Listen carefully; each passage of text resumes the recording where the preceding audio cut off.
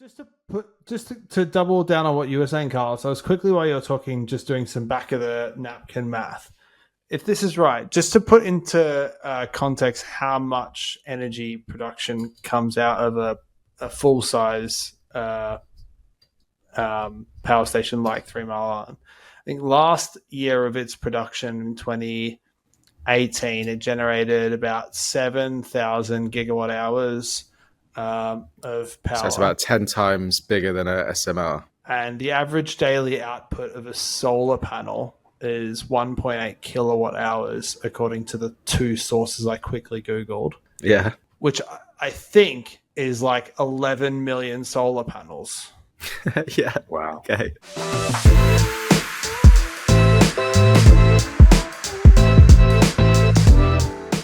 Welcome back to the podcast. Today, I'm joined by the regular Carlos Cavallo, and by popular demand, back again from his beach villa in Bali is Sam from Apex, Sam Hanish. G'day, guys. How we going? I should put that in my LinkedIn bio. Regular Carlos. That's lovely. I definitely shouldn't put Sam from his Bali villa in my LinkedIn bio, but it's thanks for having me back. There's a very specific type of person that would put Sam from his Bali villa in his LinkedIn bio. I don't know if you're the very specific person. Someone that has like a YouTube channel selling something on a Shopify store. Yeah, pretty much half the people I see riding around. Every one of your neighbors in your Bali villa. Yeah, the contrast between your LinkedIn and Instagram accounts must be pretty wild. No comment. No comment. Yeah, I thought so. Moving on. All right, Carlos. Latest news topic last week was like 100% on the money. What do you got this week? So I think the biggest one that stood out this week was they've actually now manufactured hydrogen trains, which they're going to be launching in California. There's like 4 that they've built initially for like $80 million. So obviously expensive, but they're obviously not being manufactured in mass. But they're going to be rolled out in a couple of years' time. My mind's just stopped working. Hydrogen power train. I spent the last 20 seconds trying to decide if you miss. They're not built out of hydrogen. No, not that. But in like a gas plant, like an LNG plant, the production lines are called trains. You'll be able to like train 1, train 2. I thought for a second you're like, did he misread an article about a gas plant? Okay, no. A hydrogen fueled trains. Yes. So where was it? I think California. So was it one of the big manufacturers like Alstom or? Oh, you can't say. We're very thinly researched, Sam. If you're not careful about your follow-up questions, you could poke into an area of lacking research.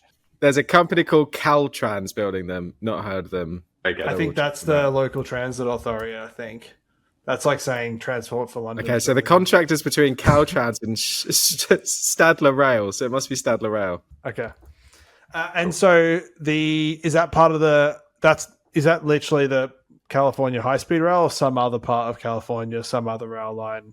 No, it is not high speed. I should have done the follow up. I did 2 follow ups. No, it's not high speed. So they do maximum 80 mile an hour. So they're kind of replacing regular trains, but it's part of their California's got some 10 billion funds to help get to zero emissions across infrastructure or transport. Okay, anyway, presumably like diesel trains, not electric trains. So it'd be going the wrong direction. Yeah, I think so. Yeah, cool. Yeah. That's the one. Moving on. No more questions. Right, today what we're covering. Your top news here. We have three topics on the docket. So we're going to start off talking about Nialli. So a construction last planner tool that's kind of trying to bring together, I guess, an interactive real world twist to the last planner system, something that's, I guess, we've seen discussed or advertised recently.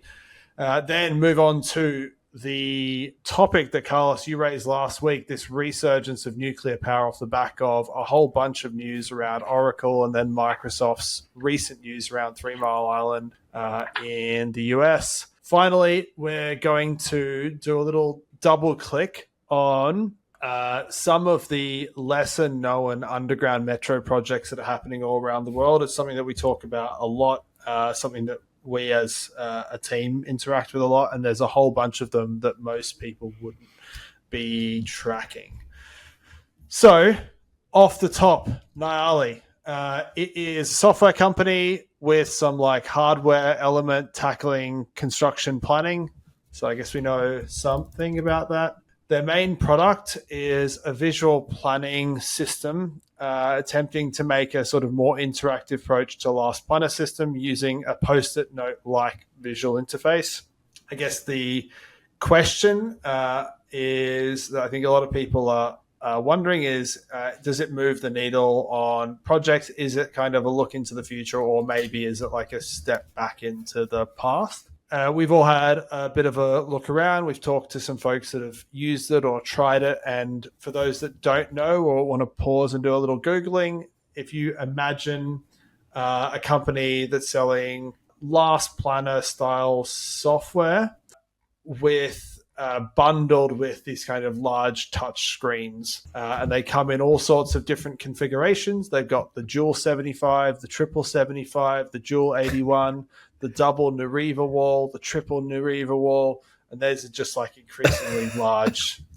Carlos is laughing. These are increasingly large, basically screens that you just stick on the wall. So the software itself is an almost exact replica of literally what teams would be doing with whiteboards and sticky notes. There's literally sticky notes on a kind of whiteboard interface, and very much like a one-for-one replica for what folks would do running the kind of, let's say, manual last planner system, but digital, and having some ability for people to kind of share that through Microsoft Teams calls. Anyway, that's enough prelude prep. I guess this is one in a couple of companies doing a similar thing. I'm interested in Sam, your take on the company specifically, or the kind of class of company which is last planner specific. I'm trying to be very positive to start with. I'll just say that. I think it's hard to sort of imagine using this tool, but I come from, my construction background in Australia. It's pretty rare that teams are like, companies are not very far in with last planner systems. Pool planning is pretty foreign concept.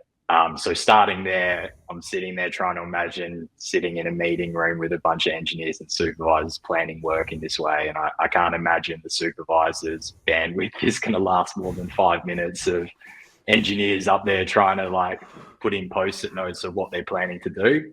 But having said that, now we're speaking to a lot of the companies over in New Zealand where they're using these. They are literally doing pool planning as part of their sort of week-to-week operations.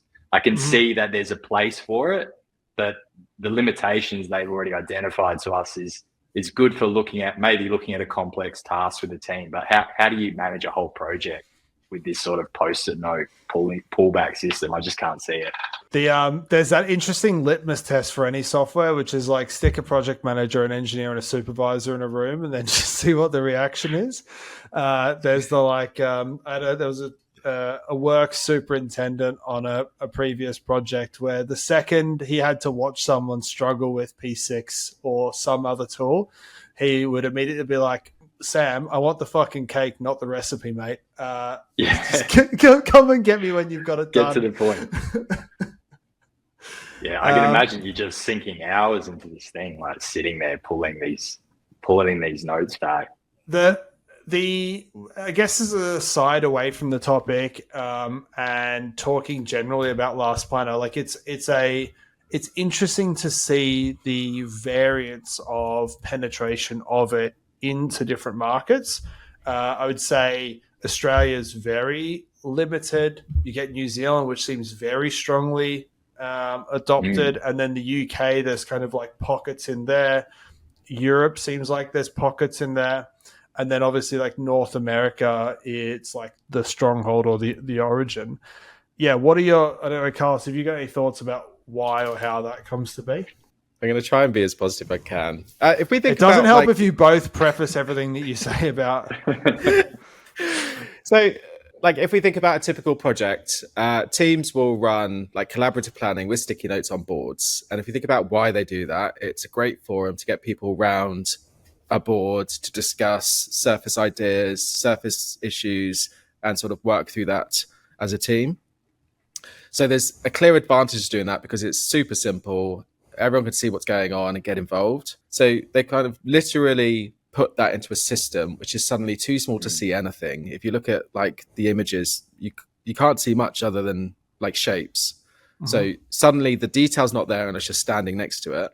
And then every team that I know that runs sticky notes, either they've got a very detailed master plan or they've got a short-term plan as well, but they use the sticky notes as the forum to discuss. So sticky notes really go down to like package level or like grouping level. It's not a detailed plan. And this tool claims to be able to manage complex schemes. And I just don't know how that's possible because you still need a plan off the back of it. You've got this like highly complicated view to replace something which its superpower was simplicity and the ability to like run a forum of team members to contribute to a session. And now it's a really complex thing, which still isn't a plan that you could actually take and communicate every day and get the team behind. So I don't get how you could actually run a job on it. I think from watching a few of the videos on it, the way they do it is you've got to spend this ridiculous amount of time in their planning. I think there was a video from like PCL doing a case study, and I don't know whether it was the project manager was up there saying that, you know, all the teams were coming in throughout the week, the various trades to plan on the board. And then she said they spend 16 hours a week in their planning. And I thought, I don't know if that's a flex. 16 hours a week, it's like 3 hours a day standing around a board. Like, what the fuck's actually happening on site? We're just standing there moving boxes around and spinning them. I can't see it. Like, how do you link up a complex project with it? I agree. I'm going to take the opposite side. I guess starting with... You've gone and bought a double, triple 5,000. let me show you this triple screen setup that I've got for you. No, I'm going to take the opposite side. I guess starting with Last Planner, I asked the question about its adoption in different countries. I'm a big fan of the idea of Last Planner and the process that it drives. And I'm also a big fan of the idea that the most important thing about planning is the process itself and the conversation and the discussion rather than the artifact or what it looks like at the end. And so I like the cadences or the ceremonies of Last Planner that draw that conversation out. What I struggle to see is that system was invented many, many years ago when it was built upon, and the sort of ceremonies and the discussions of it are built on top of the technology that was available on every project at that time, which was whiteboards and sticky notes. Even if you believe in the Last Planner process, which I think most of it I have a strong affinity for, even though I wouldn't implement it exactly the same way. Even if you believe in that, I find it super hard to believe that the optimal, best possible interface that could be imagined to do the communication discussion forum in a digital environment when you don't have any of the constraints of do we have sticky notes or whiteboards or whatever. I find it super hard to believe that the best possible interface for that is a exact replica of the sticky note and the whiteboard that we would have used in the physical world.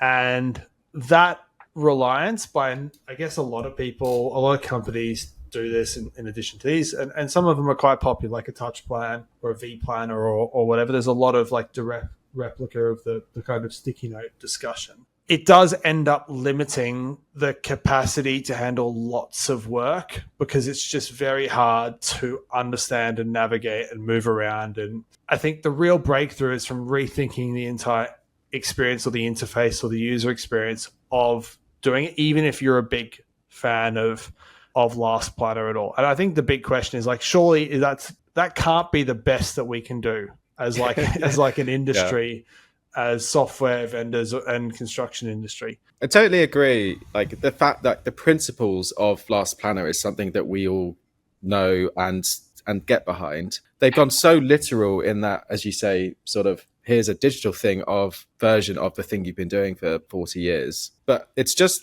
as you say, it's basically just laziness. It's like if you were going to start a car company today, you wouldn't make a petrol engine. Like, what's the point in that? You're just doing the thing that everyone else has done, and it's going to be dead in like a year. So yeah, complex, don't understand how that works. Simple project, why would you do that? You could just use a normal plan on a simple project. You don't need that sort of method if it was a really simple set of activities. So it's really hard to understand where it fits.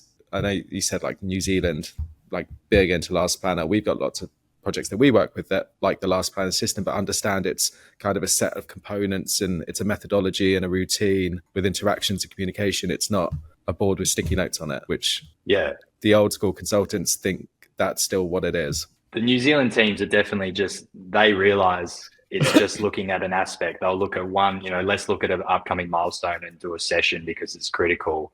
Yeah. And I think really the design, it really says that the design of this sticky note system has limitations to the complexity you can go to. Like, it's really limited to what you can get on a board. Yeah. And then when you look at the product, it's like, for this, and let's say it's worthwhile doing for the same way we do Last Planner pool planning currently. What's the worthwhile? How worthwhile is the investment when really you're doing the same thing you are going to do on a whiteboard? It doesn't really give you much more than that. So it comes from like a flawed underlying logic. I can see how people get to the state of we need to mimic what the team are currently doing. I think people go and draw this logical connection between construction is allegedly slow to adopt technology. Allegedly, I don't particularly agree. Some people then draw the connection to there are a lot of people in construction that are not technologically savvy. That's literally in a bunch of case studies for this company and others. And because construction people are not tech savvy, we need to make the dumbest down, most like the sticky note thing that they can possibly wrap their heads around. I just think it's bullshit because like those same people are using an iPhone with a bunch of modern apps and stuff on there. And I think it comes down to build better products that people can actually use and understand and do the hard job of trying to reinvent the right interface, even if you believe in the process. Yeah, 100%. Anyway, we all tried to be very At nice. least we started positively.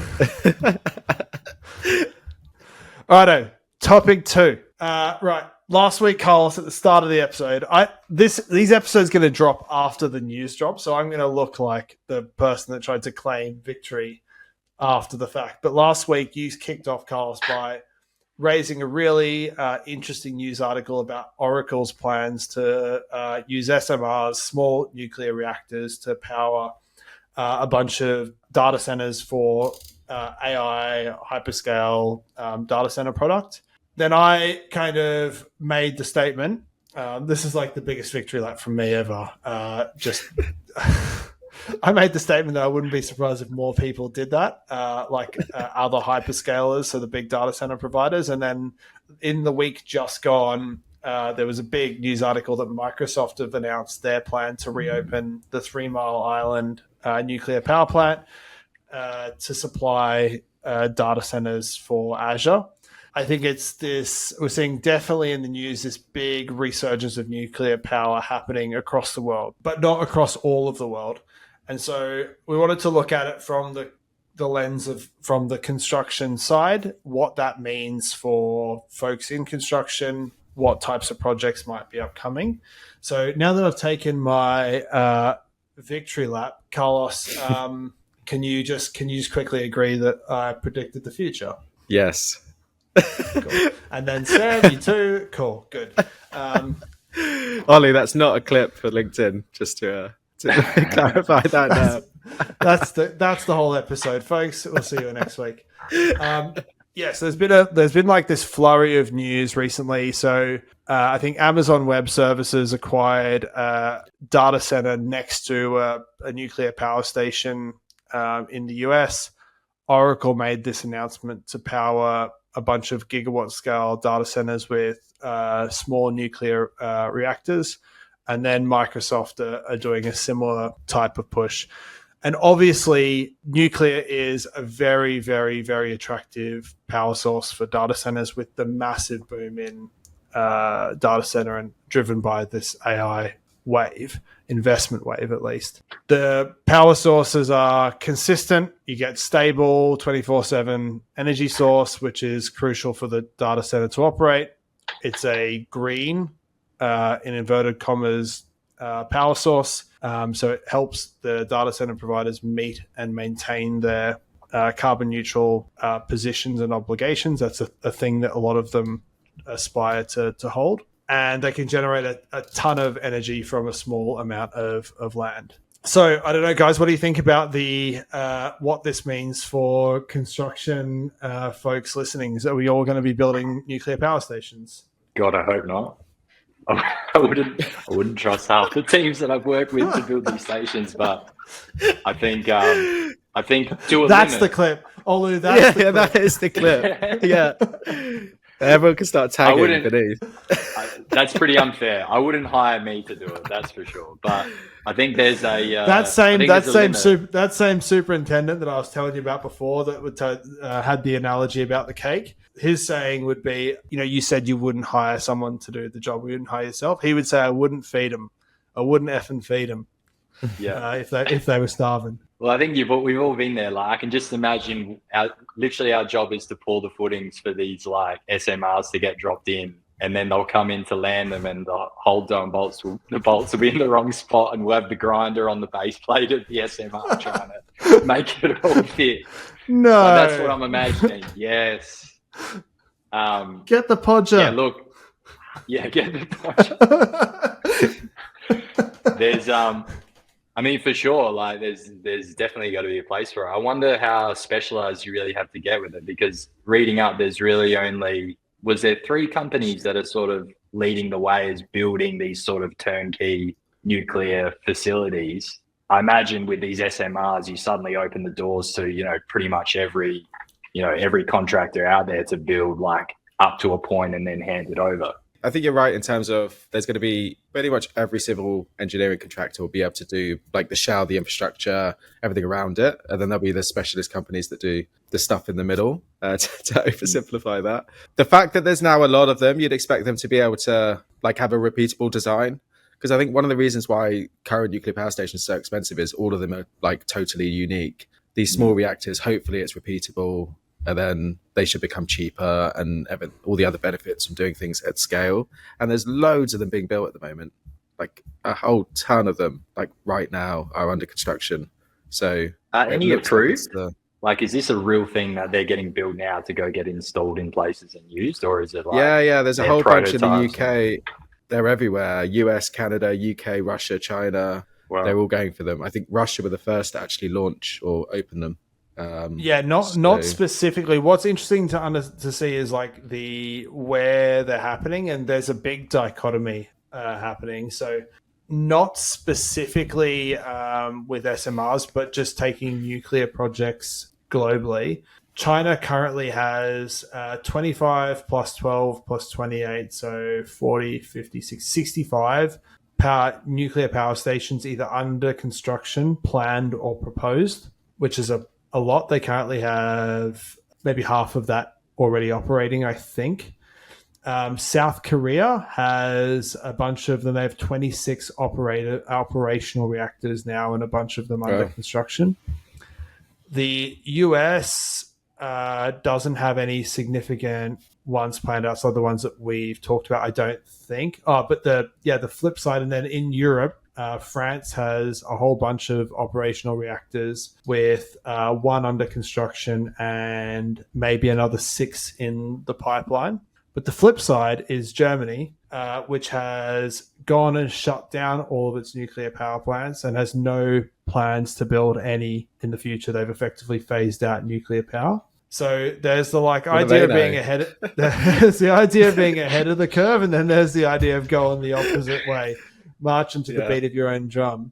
So it's all stacked on top of each other, right? Like massive AI investment into the hundreds of billions / trillions of dollars driving data center construction driving the need for power, driving power generation and transmission. And so on the assumption that the AI thing keeps being like a real investment, and therefore the data center thing continues to be a real investment, I can't see how the idea of co-locating. It's the perfect power source for So I actually ran the numbers after the chat the other week. I ran the numbers. I had some help, but I took like a day. One of Google's which one of the team had to take hours out of the day to run the numbers for you? Like ChatGPT may have helped me run this, but so I took like a data center, one of Google's ones in America, so like a run of the mill normal size data center, because I was trying to work out like why the idea that they're actually going to build their own nuclear power stations for this. If you take a data center, the annual energy consumption works out to about $90 million a year in an energy bill. So over 25 years, which let's just assume that's the life cycle of a nuclear power station, that's $2.2 billion. The nuclear power station, the SMRs, the average, they're about $1.5 billion. When you throw in operating and maintenance costs, you're at about $2.2 billion. One nuclear power plant equals, to build and run, equals the 25-year energy demands of one of these data centers. But that is only 1/3 of the capacity of the SMR. So you can do 3. So you're saving $4.4 billion per nuclear power station as each one powers 3 data centers, whereas the cost is the equivalent of the energy demand of 1. So it's actually a massive no-brainer. And that doesn't even account for the rise in energy costs. So the 90 million a year is today's prices. In 25 years, you could triple that, presumably. So you can see why they're doing it. It's a massive investment, but it really does give you certainty and control over the cost of energy. Sounds like the start of a screenplay for another round of Terminator movies, though, doesn't it? Like building these nuclear facilities next to these AI data centers. Yeah, if you really want to like shut down a country, you just take out the power, right? And then it's that took a turn. When you put the numbers like that, though, like how anyone, you put that on a piece, like it's the back of the napkin, like that's an absolute no-brainer. Like what else would you do? And what those SMRs have like a 60 something year life on them as well, don't they? Is it that long? I think so. I was reading they were like 60 to 80 years, depending on the couple of companies I was looking at. So, oh wow, so your margin goes up massively then, because the upfront cost is sunk. So, yeah. I mean, they're going to make if they'll either use the power for more data centers or they'll sell it back to the grid. But either way, they're going to make a ton of money through this. So they're basically investing in nuclear energy production. Just to double down on what you were saying, Carl. So I was quickly while you're talking, just doing some back of the napkin math. If this is right, just to put into context how much energy production comes out of a full size power station like 3 Mile Island. I think last year of its production in 2018, it generated about 7,000 gigawatt hours of power. So it's about 10 times bigger than a SMR. And the average daily output of a solar panel is 1.8 kilowatt hours, according to the 2 sources I quickly Googled. Yeah. Which I think is like 11 million solar panels. Yeah. Wow. Okay. Yeah. I read that one of these data centers, the equivalent in wind was 100 wind turbines. Okay. Your comment earlier around like solar panels look pretty good as well. That's but isn't a panel like a Oh yeah. So panel. what size? Yeah. Is it a panel like a panel? Yeah, it is. A panel is exactly like a panel. But it's not like a row or a rack. I don't know what the technical term is, but yeah. But back to your point earlier, the land space, like it's a fraction of any other method. Yeah. So 100%. I just looked behind me. I realized my skis were way back there. We're so far over them. Let's jump topic. Let's go. Right. Final topic. Underground metro is being built. This is something we have at least some in-depth knowledge of. So I guess we've got the pleasure of working with and supporting a whole bunch of contractors around the world building new metro infrastructure and underground rail infrastructure. And a lot of them we've talked about before. There's a lot of publicity in the news about a lot of them. However, we started digging into and looking at a whole bunch of other ones happening in different parts of the world that maybe are not talked about as much. as the highly researched group that we are, we did some hunting. Everyone split up and kind of looked at maybe a top 10 list, and we're gonna come back with their number one, coolest, most interesting, favorite, would love to work on metro project happening somewhere in the world right now, and we're gonna maybe dive into and hear about it. Carlos, you want to go first, or you want to swing straight to Samuel? Yeah, I'll go first. But when you said like schemes that people might not know about, the first one I looked at was Paris Metro. So not exactly under the radar. Where would that be? That's. But no, it's huge. I didn't actually realize the extent of it. So it's a $37 billion scheme, absolutely massive, and it includes 200 kilometers of new track and 68 stations. That's huge. Whoa. So comparing that to like a Crossrail, which was 100 kilometers and like 10 stations, like it's a lot more for about double the cost. So yeah, it's being built largely by Vinci, Eiffage and Bouygues. The full completion is actually 2030, so not too far away. So yeah, huge amount of stations, a load of extra track through the city. Did you say 60 new stations? 68, yeah. Holy shit. In 15 years. That's incredible. Like 15 years to knock over all that work. Yeah, it's the largest transport project in Europe. Bearing in mind we spoke about the other day, some of the size of those transport projects, this is all in Paris. It's absolutely mad.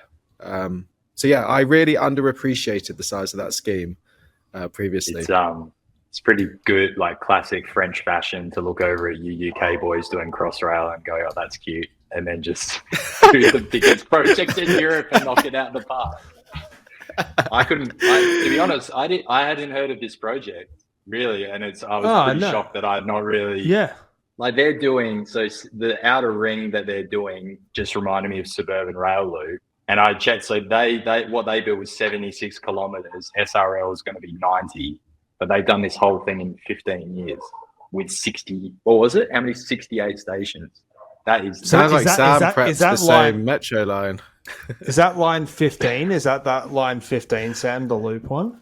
I'm not sure. I can't remember. Like WeBuild are doing some of it as well. I saw they picked up part of a small section of it, but yeah, incredible. And with a lot of the sections finishing between like 2026, 2027, 2030, it'll be interesting to see if they do the classic Crossrail thing of like 1 year before they're all supposed to open, push the date out for 5 years.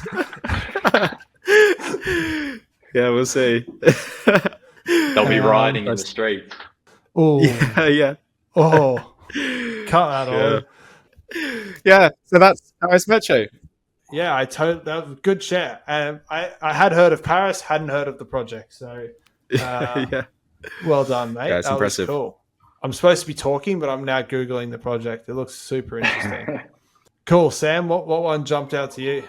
Yeah, look, outside of that one, I had a look at the work happening over at Los Angeles. I went through, I love these metro maps. Like I started with the Beijing one because the numbers were just mind-boggling. I'm like, how big is this map going to be? And it's nuts. But I found like a website and just started scrolling through, seeing all the maps. And I remember I went to LA in 2020, and I don't know if you guys have been there, but it's like the worst connected city in the world to get from terrible. The airport. Like it's so bad. They've got this sort of like X, like these crossing rail lines, and you have to get pretty much an Uber to get to somewhere to get the train. And at the time, there's like a car park that was getting demoed in the middle. And I remember the guy who picked us up in the Uber saying, oh, that's part of like the 2028 Olympics. Like they're building like a rail connection, which made sense. But it's not even that. So outside of they're doing all these big metro upgrades, they're not actually bringing the metro to the airport. So they had to do this separate project to get this like automated train system that goes from the airport to the nearest station. And so this project, like, you know, this happens a lot of places around the world. It's a $5 billion US dollar project to get people to the nearest station. It's being run by this consortium of, it's like Fluor, Balfour Beatty, Flatiron, Dragados, like all these big players. And what blew me away, because it's not that far. I think, you know, you're talking, a few kilometers, but everything's above ground. Like the cost comparison to build these like above ground getting to the airport schemes compared to like a separate section of the metro. It's like near double the cost. It's gone way over time.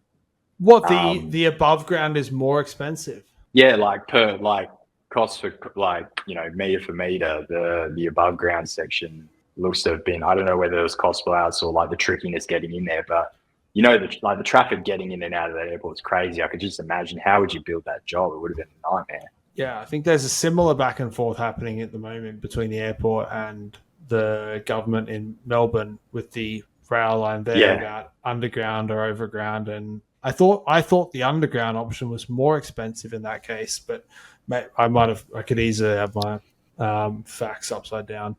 I don't know. I'm not saying comparatively. I don't know if underground was an option for this, but compared to other areas of the metro they're building at the moment, like super expensive.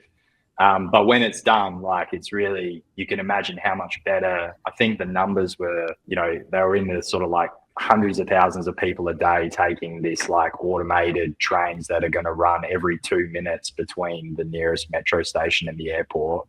I think they've engaged Alstom to provide like 300 car, I don't know what you call it, like cart sections of the train that'll be running 24/7. So it is pretty incredible project once it's done. And that's just a tiny piece of all this other work that they've got going over there. But you can imagine like the demand there would be so high. The traffic there is just, it's you terrible. see the motorways have like 8 or 9 lanes each side, and they're always gridlock as well. Like they've got a real big car issue in LA. And they've got like shared like lanes where you have to have like carpool, like you have to have 3 or more people in the lane or you get a ticket. And you see those people online, they're like, they get dummies and put them in the passenger seat so they don't get caught by the camera saying you're solo driving. I think there's people that like advertise to get picked up so that people in the rush hour take the express lane. Crazy. Did either of you see the Tel Aviv project? I didn't dig into that one. This one knocked my socks off. I didn't do as deep a research as you folks, but this project, which is I think supposed to start next year, next year. Wow. Yeah, is expected to cost between 40 and 50 billion USD. What? There are 3 new metro lines consisting of 109 stations across the network. Wow. I'll just pause there. What's the population? Oh, don't come back with more. No, it was an open. I'll go do the research. 500,000. 500,000? No, you're crazy. It's millions. You mean a Tel Aviv? Yeah, it's 500,000 back in 2016. There's no way it's 500,000. You better take that with Google. Oh, that is a 2016 estimate, but I mean it's not. No way. So that's the city. Yeah. Metro population. There's no way. 500,000. There's like no one. There's no way that is. If you do the cost of the project divided by 500,000 people, it's the most expensive. It's the most expensive private train job you've ever had. Yeah, 109 stations. I'll hold my hands up there. Google they caveated that pretty heavily with city centre living. It still seems a lot. That's one station for every 4,000 people. Is there no metro there currently? Is it like a brand spanking new? I think it's a brand spanker. 100 stations. 109 stations. It's totally driverless as well. Yeah. Yeah. Wow. Serves 300,000 people a day. 3 in 4 people will use this every day.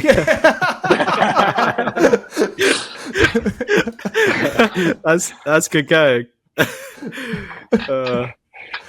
You have the pleasure of living in London, Carlos, where it's like taken for granted. But the way a city transforms when you have a highly available and well-connected metro, you just totally forget about cars, and the way you get around is just totally transformed. So it's. I know. Awesome. About to run out of time, but just one last shout out. So Shanghai Metro, they're building another line. And this line is 34 stations, 46 kilometers, quite substantial. There are 508 metro stations in Shanghai across the network. Whoa. That is absolutely mad. 800 kilometers. You know my next question. What's Maybe. the population of Shanghai? Must be Carlos 2.1 gets the million. guess. It must be like 800,000 I reckon people. that's over 1 million. It's gonna Sweet. be like Nice one. It's gonna be like 20, right? I was going to rap, but we're going to sit here and do the math. All right, let's do some. 24. There we go. I'm back in the game. Nice. Nice one. Awesome. No, that was cool. Sam, thanks again for joining, mate. Really entertaining and fun as usual. Carlos, you want to read us out? Yeah, thank you very much, everyone, for tuning into today's show. If you did enjoy today's episode, please do think about liking the video or following us on your chosen podcast platform. We appreciate your support, and we'll catch you all next week. Bye-bye.